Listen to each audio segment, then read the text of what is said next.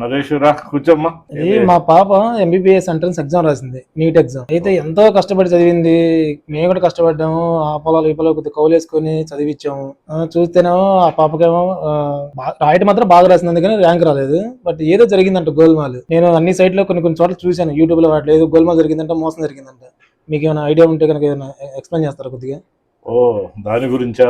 అదే నరేష్, ఇప్పుడు పేరెంట్స్ కలలు పిల్లలు ఇంజనీర్లు డాక్టర్లు కావాలని కదా. సో ఎంతో కష్టపడి పిల్లల్ని ఆ కోచింగ్లు ఈ కోచింగ్లు ఈ సెంటర్ ఆ సెంటర్ అని తిప్పి చదివిస్తున్నారు. పిల్లలు కూడా అదే విధంగా కష్టపడుతున్నారు. కానీ ఈసారి నీట్ 24లో ఈ ఎన్టీఏ ఎగ్జామ్ జరిగినప్పుడు పిల్లలందరికీ విచిత్రమైన ర్యాంకులు వచ్చినాయి. ఇప్పుడు దాకా చూడని, ఇప్పుడు దాకా ఎవరు చేయని పరిస్థితులు కనపడ్డాయి. సేమ్ అదే మా పాప, ఇది నా డౌట్ కూడా అదే. దీని మీద దేశంలో పెద్ద మేధావులంతా గగ్గోలు పెట్టారు. Okay, first good news for the student ఏంటంటే, నేను కూడా ఒక పేరెంట్గా మా పిల్లలు కూడా చదువుతున్నారు, మెడికల్ ఫీల్డ్లోనే ఉన్నారు, వాళ్ళు ఎగ్జామ్స్ రాస్తున్నారు. దీని మీద నేను ఆలోచిస్తున్నాను. ఒక కలకత్తా హైకోర్టులో పిటిషన్ వేస్తే కలకత్తా హైకోర్టు ప్రస్తుతానికి దీన్ని హాల్ట్ చేసింది. అది ఒక గుడ్ న్యూస్. సో పిల్లలకి ధైర్యం చెప్పండి. ఎన్ని మార్క్స్ వచ్చినాయి అనేది క్వశ్చన్ కాదు, నువ్వు అడిగినట్టు అసలు ఏం జరిగింది ఏంది అనేది చెప్తాను. సో కలకత్తా కోర్టు అయితే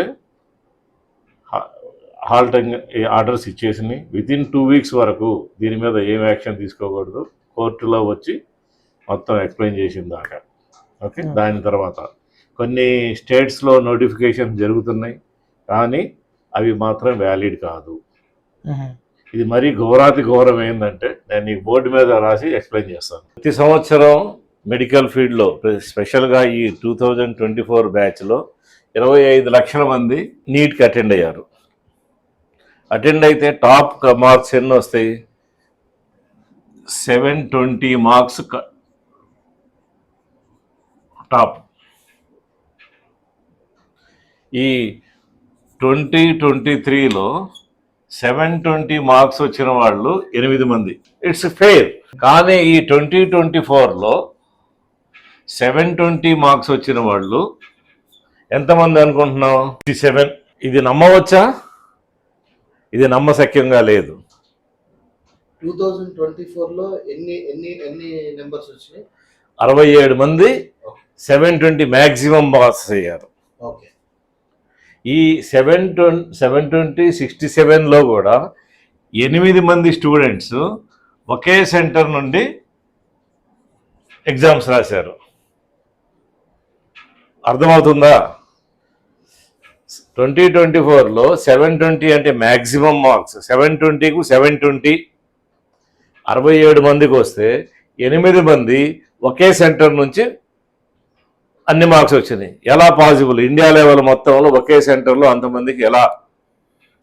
ఇదే క్వశ్చన్ ఎన్టీఏని అడిగినప్పుడు గ్రేస్ మార్క్స్ అనేవి యాడ్ చేశాము అన్నారు. ఈ అప్లికేషన్ ఫిల్ చేసేటప్పుడు ఈ గ్రేస్ మార్క్స్ అనేది ఎక్కడా లేదు. సడన్గా ఎందుకు వచ్చిందని పిల్లలంతా తలబాదుకుంటున్నారు. ఈ గ్రేస్ మార్క్స్ కొంతమందికి 50 మార్కుల నుంచి 80 మార్కుల దాకా యాడ్ చేశారు. 50 నుంచి 80 మార్కుల దాకా కొంతమందికి యాడ్ చేశారు. ఎందుకు? ఒక 10 నిమిషాలు ఎగ్జామ్ లేట్ అయింది ఒక సెంటర్లో. ఎగ్జామ్లో ఒక సెంటర్ అనే కాదు, ఇప్పుడు మా అనుమానాలు ఏంటంటే, చాలా మంది విద్యావేత్తలు ఉపాధ్యాయులు ఏమంటున్నారంటే, ఇది ఒక సెంటర్ కాదు, చాలా గోల్మాల్ జరిగినట్టుగా ఆస్కారం ఉంది, ఇది చాలా మందికి ఇంపాక్ట్ అవుతుంది. ఒక సెంటర్లో అయితే ఇంత మార్క్స్ రావు. ఒక 10 minutes లేట్ అయిన దాని వల్ల marks cut off marks, grace marks పెంచాము. ఇప్పుడు సపోజ్ 650 వచ్చిన వాడికి 50 మార్క్స్ కలిపితే 700 మార్క్స్. 650 మార్క్స్ వచ్చిన వాడికి 70 వస్తే మ్యాక్సిమం. అంటే ఇప్పుడు బాగా క్లవర్ స్టూడెంట్ 650కి వచ్చినాడు 650లోనే ఉంటున్నాడు. యావరేజ్ రాసినోడికి గ్రేస్ మార్కులు రావడం వల్ల 720కి వెళ్ళిపోయాడు, ఈ ర్యాంక్ కింద పడిపోయింది. ఇది జస్టిస్ కాదు. అందులో ఇంతకు ముందు 650 మార్క్స్ గాని వస్తే, ఎనీ నీట్ క్యాండిడేట్ పిల్లలకి 650 గాని వస్తే ఎయిమ్స్ లో గ్యారంటీ సీట్ వచ్చేది. ఇప్పుడు 650 650లో 75,000 మంది ఉన్నారు. 650 మార్క్స్ వచ్చిన ఇండియా లెవెల్లో 650 మార్క్స్ వచ్చిన స్టూడెంట్స్ 75,000 మంది. అదే ప్రీవియస్ ఇయర్ చూస్తే 20,000 దాకా ఉండేది. ఇంతమంది వచ్చేసేదలకి అసలు ఏం జరుగుతుంది?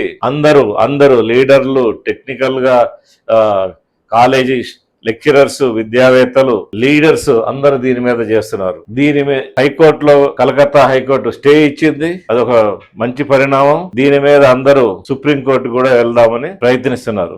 కాబట్టి మీ పిల్లలకి చెప్పండి, బాధపడొద్దు. సో పిల్లలకి బాధపడాల్సిన పని లేదు. మార్క్స్ వచ్చిన తర్వాత మళ్ళీ మనం ఎలా ఉంటుందో రీ ఎగ్జామ్ మొత్తం పెడితే పిల్లలందరికీ లాస్. మళ్ళీ ఎవరైతే గ్రేస్ మార్క్స్ కలిపారో వాళ్ళకి మాత్రమే ఎగ్జామ్ పెట్టాలి.